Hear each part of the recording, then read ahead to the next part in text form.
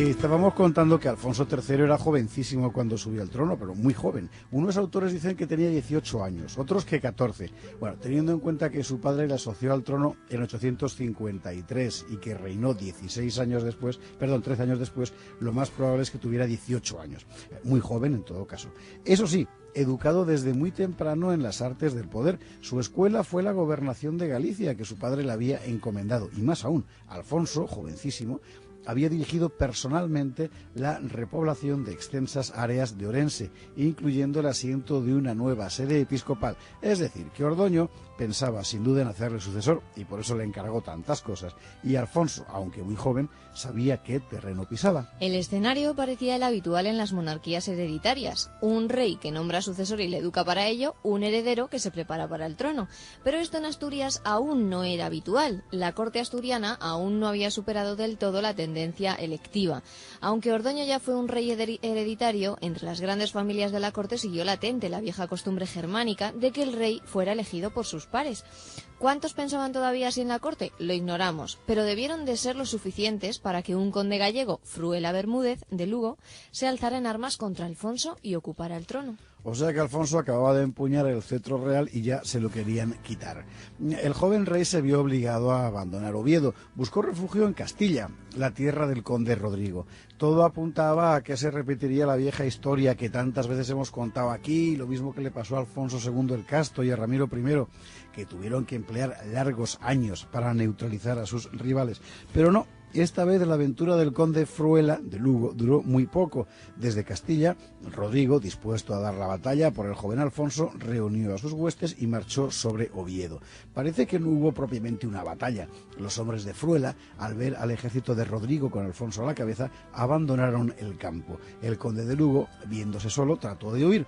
Los caballeros de Alfonso le atraparon y dieron muerte. Así se desvanecía la efímera sombra del conde Fruela. Alfonso se apresuró a devolver a la Catedral de Santiago las villas y propiedades que Fruela había incautado a la sede compostelana.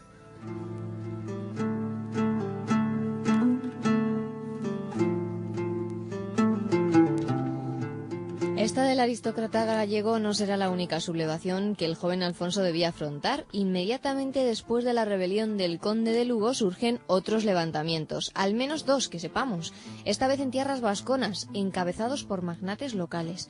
Sabemos que uno de aquellos magnates se llamaba Eilo o Egilón, o como se diga. Lo sabemos porque Alfonso fue allí, venció y sometió a los insurrectos. Y al tal Eilo, pues se lo trajo cautivo a Oviedo como señal de triunfo. Una vez más, con Alfonso estaban también en aquel trance sus fieles caballeros y en cabeza Rodrigo de Castilla. Ojo a esto de los fieles caballeros, de los fieles del rey, fideles regis, como se decía, porque muchos años antes, si usted se acuerda, los fieles del rey también habían sacado además de un apuro a reyes anteriores, a Alfonso II el Casto, por ejemplo. Pero ojo, es que estos fieles que ahora actúan no son los fieles de Alfonso III, que acaba de llegar. Son los fieles de su padre, de Ordoño, que había muerto. Y esto es muy interesante, porque claro, ¿qué pasa? Es que estos fieles eran una especie de institución permanente que pasaba de padres a hijos, al margen de quién fuera la persona que se sentaba en el trono.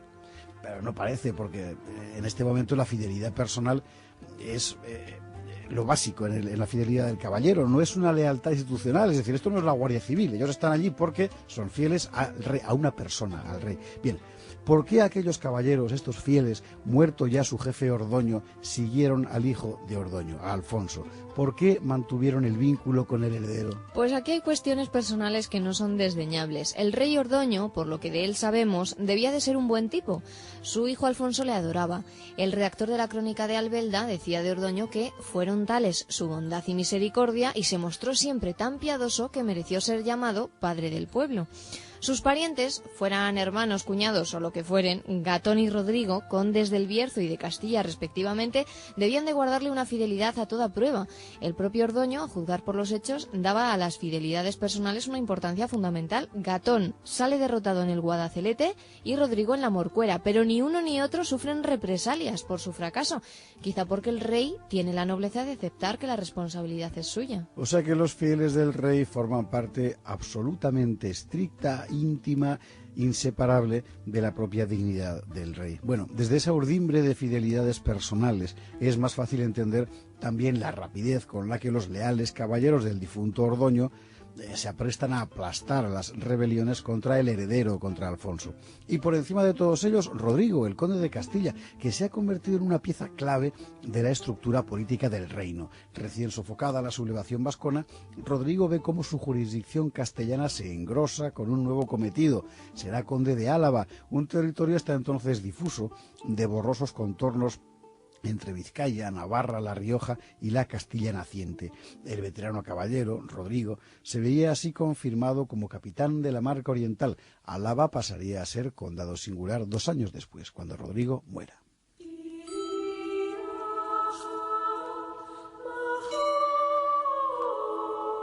Estos primeros meses de reinado de Alfonso fueron extremadamente ajetreados.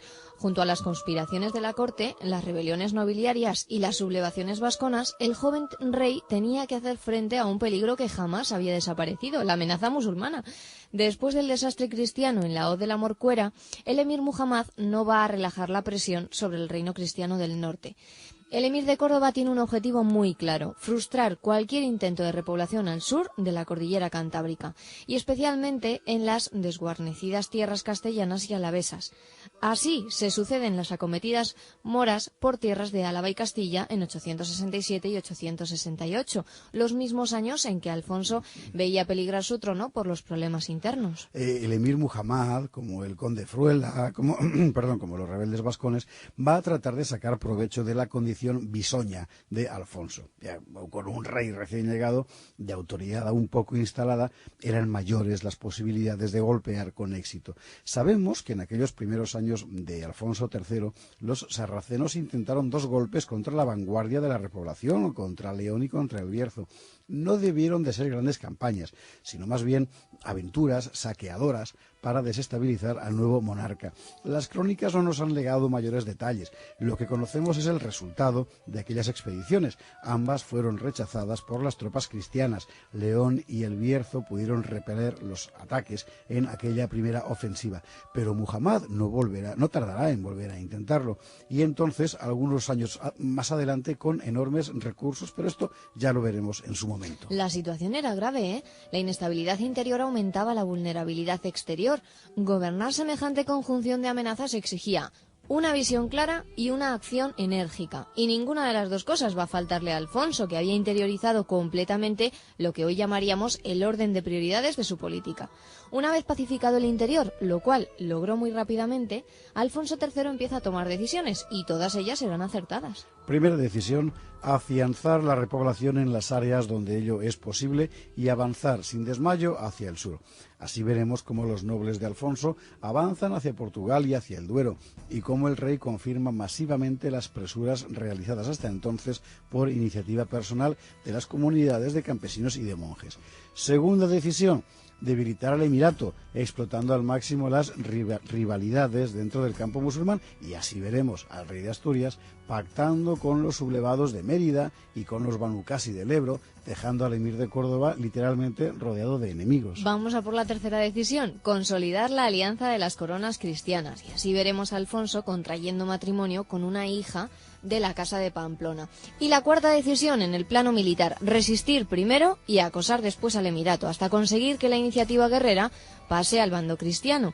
Y así veremos a las huestes del reino de Asturias derrotando una y otra vez a los sarracenos, hasta el punto de lograr lo que solo 10 años antes hubiera parecido imposible: que Córdoba pidiera una tregua. Lo veremos, lo veremos. La política estaba clara, lo difícil era seguirla sin vacilaciones y sobre todo triunfar en la empresa. Alfonso III lo conseguirá. Después, mucho después, la leyenda sumará a los años de Alfonso algunos otros episodios que nunca ocurrieron realmente, pero que también aquí veremos, porque esa leyenda contribuye a definir el perfil de uno de los reyes más sobresalientes de la historia de España. Mañana empezaremos a ver por qué.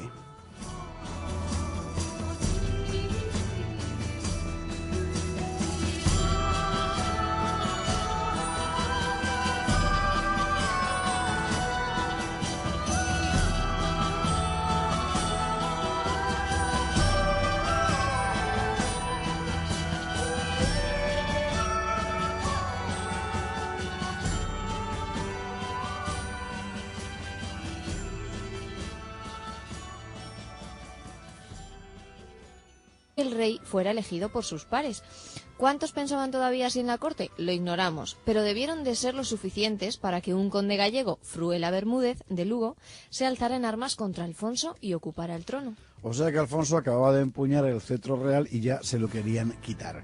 El joven rey se vio obligado a abandonar Oviedo. Buscó refugio en Castilla, la tierra del conde Rodrigo. Todo apuntaba a que se repetiría la vieja historia que tantas veces hemos contado aquí, lo mismo que le pasó a Alfonso II el Casto y a Ramiro I, que tuvieron que emplear largos años para neutralizar a sus rivales.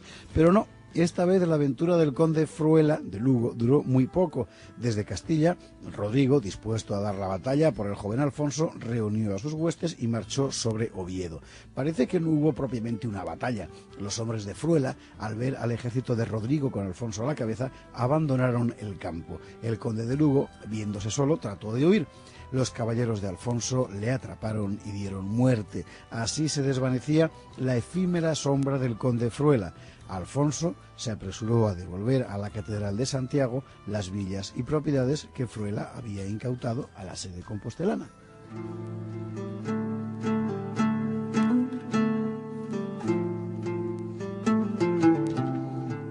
Esta del aristócrata gallego no será la única sublevación que el joven Alfonso debía afrontar. Inmediatamente después de la rebelión del conde de Lugo surgen otros levantamientos, al menos dos que sepamos, esta vez en tierras vasconas, encabezados por magnates locales. Sabemos que uno de aquellos magnates se llamaba Eilo o Egilón, o como se diga. Lo sabemos porque Alfonso fue allí, venció y sometió a los insurrectos. Y al tal Eilo, pues se lo trajo cautivo a Oviedo como señal de triunfo. Una vez más, con Alfonso estaban también en aquel trance sus fieles caballeros y en cabeza Rodrigo de Castilla. Ojo a esto de los fieles caballeros, de los fieles del rey, fideles regis, como se decía, porque muchos años antes, si usted se acuerda, los fieles del rey también habían sacado además de un apuro a reyes anteriores, Alfonso II el Casto, por ejemplo. Pero ojo, es que estos fieles que ahora actúan no son los fieles de Alfonso III, que acaba de llegar. Son los fieles de su padre, de Ordoño, que había muerto. Y esto es muy interesante, porque claro, ¿qué pasa? Es que estos fieles eran una especie de institución permanente que pasaba de padres a hijos, al margen de quién fuera la persona que se sentaba en el trono. Pero no parece, porque en este momento la fidelidad personal es lo básico en la fidelidad del caballero, no es una lealtad institucional, es decir, esto no es la Guardia Civil, ellos están allí porque son fieles al rey, a una persona, al rey. Bien, ¿por qué aquellos caballeros, estos fieles, muerto ya su jefe Ordoño, siguieron al hijo de Ordoño, a Alfonso? ¿Por qué mantuvieron el vínculo con el heredero? Pues aquí hay cuestiones personales que no son desdeñables. El rey Ordoño, por lo que de él Gatón, sale derrotado en el Guadacelete y Rodrigo en la Morcuera, pero ni uno ni otro sufren represalias por su fracaso, quizá porque el rey tiene la nobleza de aceptar que la responsabilidad es suya. O sea que los fieles del rey forman parte absolutamente estricta, íntima, inseparable de la propia dignidad del rey. Bueno, desde esa urdimbre de fidelidades personales es más fácil entender también la rapidez con la que los leales caballeros del difunto Ordoño se aprestan a aplastar las rebeliones contra el heredero, contra Alfonso. Y por encima de todos ellos, Rodrigo, el conde de Castilla, que se ha convertido en una pieza clave de la estructura política del reino. Recién sofocada la sublevación vascona, Rodrigo ve cómo su jurisdicción castellana se engrosa con un nuevo cometido. Será conde de Álava, un territorio hasta entonces difuso, de borrosos contornos entre Vizcaya, Navarra, La Rioja y la Castilla naciente. El veterano caballero, Rodrigo, se veía así confirmado como capitán de la Marca Oriental. Álava pasaría a ser condado singular 2 años después, cuando Rodrigo muera.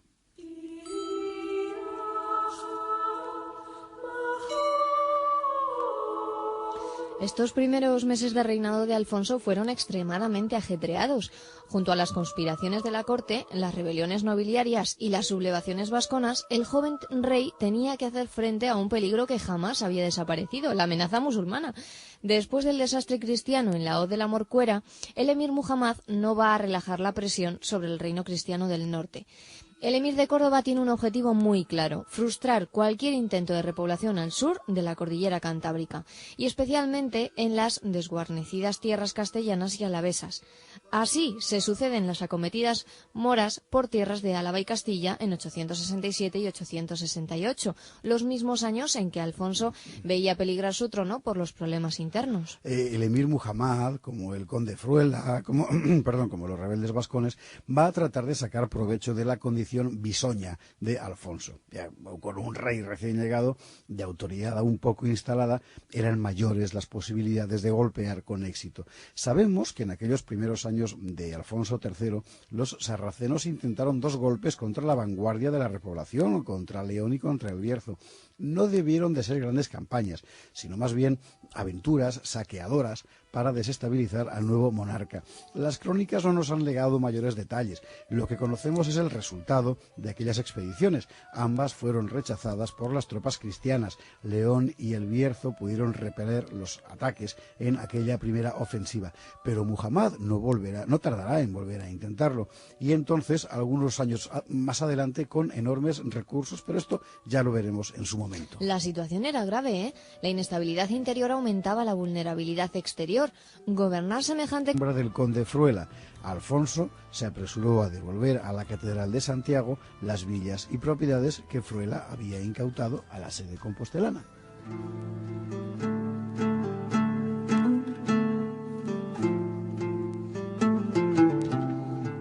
Esta del aristócrata gallego no será la única sublevación que el joven Alfonso debía afrontar. Inmediatamente después de la rebelión del conde de Lugo surgen otros levantamientos, al menos 2 que sepamos, esta vez en tierras vasconas, encabezados por magnates locales.